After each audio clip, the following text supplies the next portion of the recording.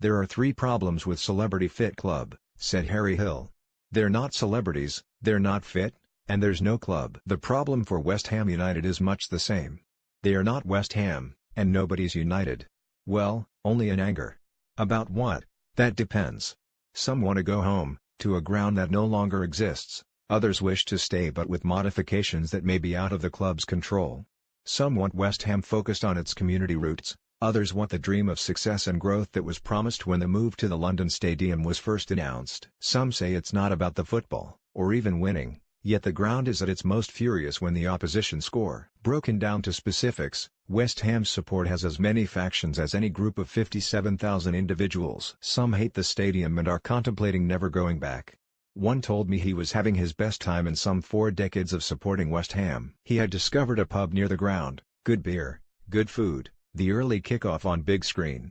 He and his mates loved it. Some haven't made it feel like home yet, but understand the motivation for moving. Others go, but simmer with resentment throughout. How to marry these divisions?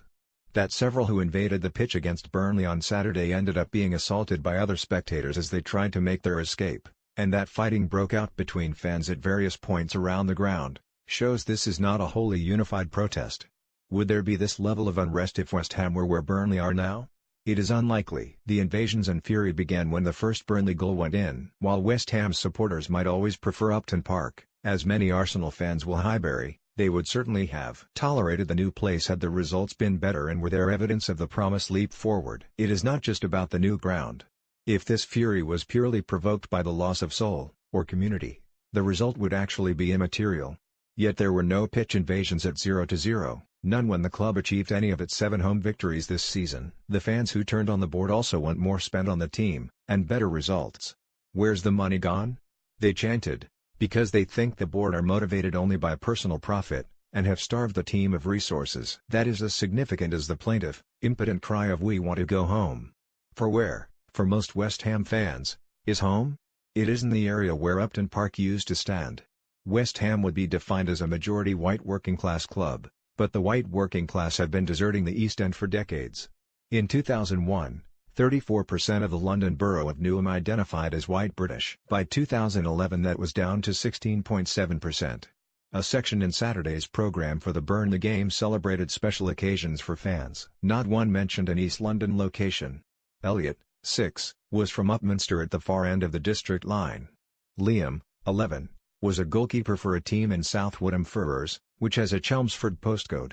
They were joined by fans from Surrey, Romford, Welwyn Garden City, Waltham Abbey. There is a reason why interviews with old West Ham heroes, like the one Julian Dix gave to The Times at the weekend, often take place in Nathan's Pies and Eels on Barking Road. It is one of the few white working-class businesses that remain in the area. Green Street, where the main entrance to Upton Park once was, has for many decades been renowned as an Asian shopping area. Its logo is now branded in a quasi-Asian writing style. It boasts the East Shopping Centre, Europe's first South Asian shopping mall. So where was Dix meant to meet the Times to recapture the good old days down West Ham Way? Pooja Silk House? Krishna Saris? The Samosa Chaat Shop? Dix didn't even know the ground had been knocked down and work had begun on the flats that will form Upton Gardens. That's how much time he has spent in the area since the move. There is a lot of mythologizing of West Ham's manor. The soulless traipse through Stratford compared to, as one writer had it, the edgy walk past the pie and mash shops on Green Street. Shops, plural? There was Duncan's Pie Mash and Eels on Green Street, near Plashet Grove, but you'd have to turn left out of Upton Park Station and walk away from the ground to get there.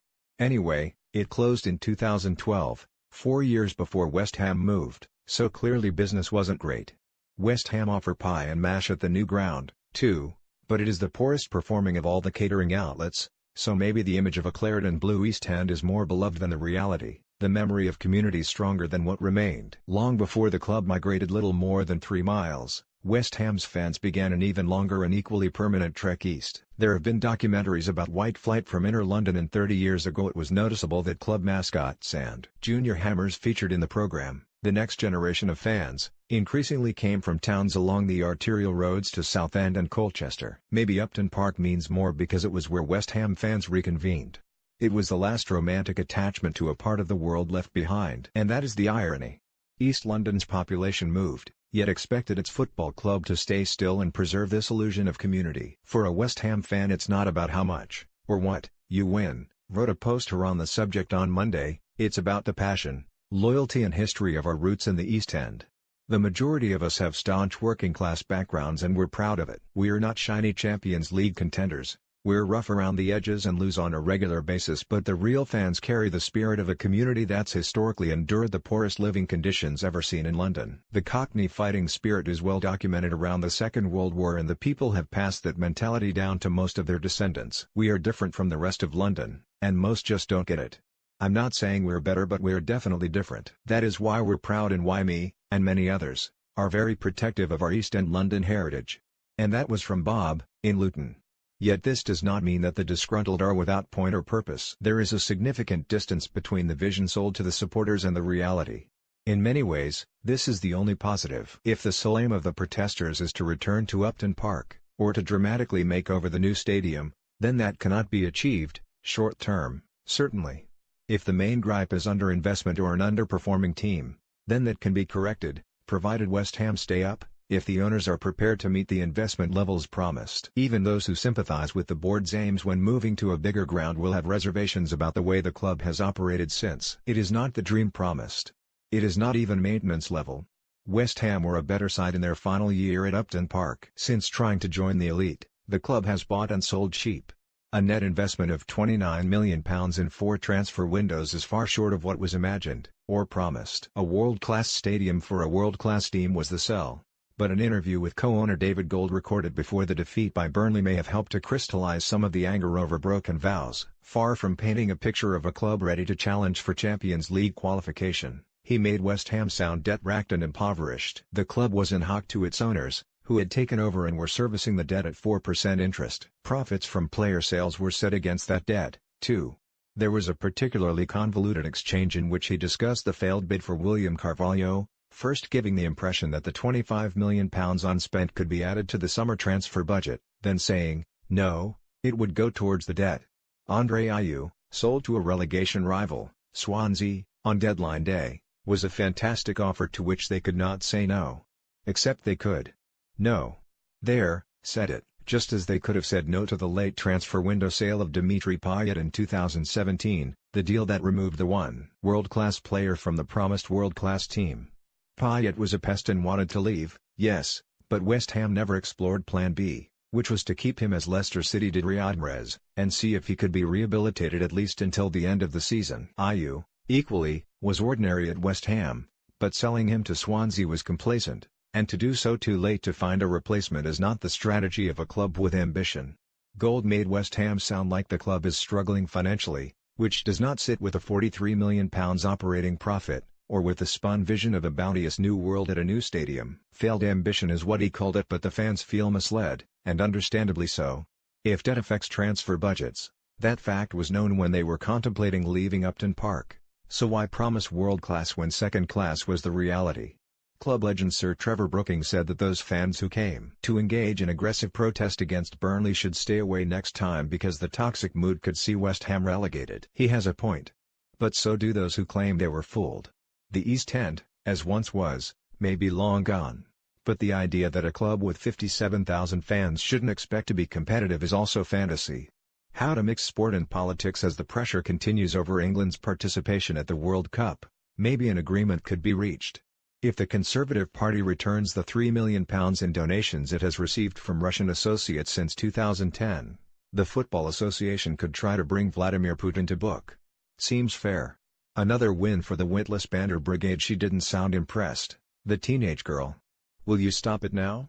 She asks her father, who does not seem as enraged as he should by the fact she is now wiping Jamie Carragher's spit from her face. Daddy, meanwhile, is still driving with one hand, while filming with the other, having lowered his daughter's window to better engage in witless banter with a celebrity he has spotted on the road. Let's hope he gives her whatever money he received for selling his tawdry footage, otherwise she really is little more than collateral damage in this. Which is not to defend Carragher, whose actions were shameful, particularly as he had thinking time to decide what to do. It wasn't as if he was suddenly confronted in the street, with the swirling impulses of flight or fight. Stare straight ahead and drive on.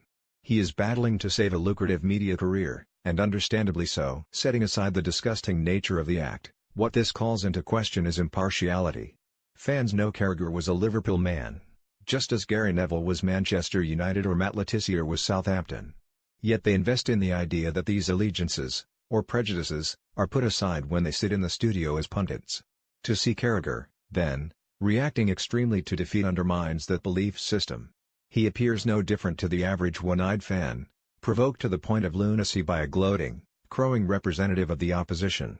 For someone employed to deliver cool, informed analysis, this is a horrible look. When can Carragher next opine on a match between Liverpool and Manchester United without appearing compromised?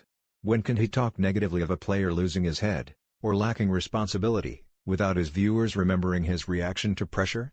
As competition and the demands of social media make television pundits more outspoken, and that could be one reason why Carragher was so wound up, the barbs coming back at them from inside the game have grown sharper. If Neville goes in hard, he is often reminded of his time with Valencia.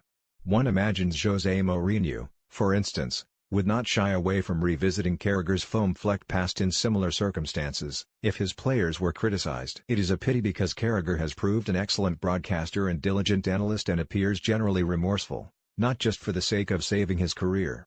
He knows he reacted poorly, he knows he was wrong, and second chances have been awarded in far more serious circumstances. Sky most certainly will not want to lose him, and his profoundly apologetic interview on Sky News on Monday may have been the first step towards rehabilitation. They didn't afford Andy Gray or Richard Keys the same opportunity. Yet Carragher's credibility cannot be restored easily, and he surely needs to take the rest of the season off, to put some distance between this and his next public appearance. Another triumph, it would seem, for the Merchants of Banner. That little girl must be so proud.